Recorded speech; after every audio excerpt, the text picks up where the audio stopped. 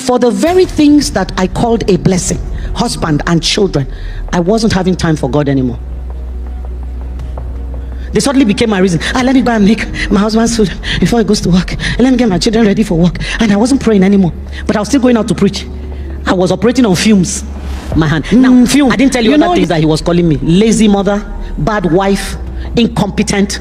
I heard names that described me that I never imagined somebody would use against me. As I got up, he held my hand on the bed.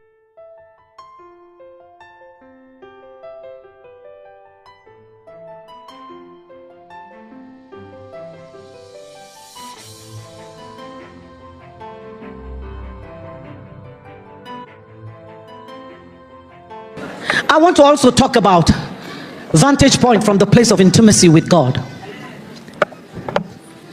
Place of intimacy with God.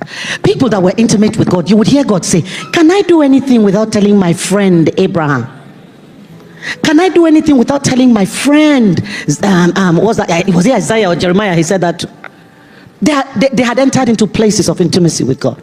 But you see, Mama Funke, avoid distractions.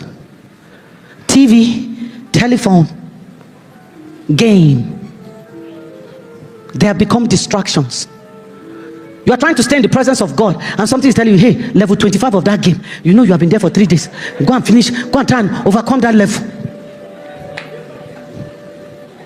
Or TV, Telemundo,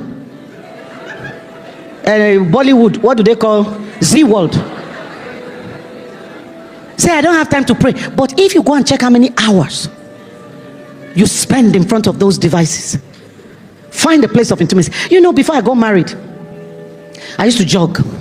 Early in the morning, I'll wake up at 6 a.m. or before 6, jog for 30 minutes, come back straight into the bathroom, have my bath, then sit down with my Bible for 2 hours before I go anywhere.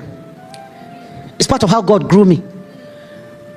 I wasn't praying for husband when husband came. Like Mama Jane, she said somebody just came and told her there's nobody to marry you here. Who told you that the sum total of our lives is marriage?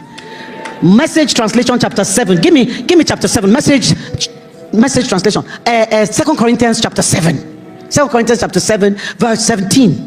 I hope. 2 Corinthians 7:17. Let me show you something.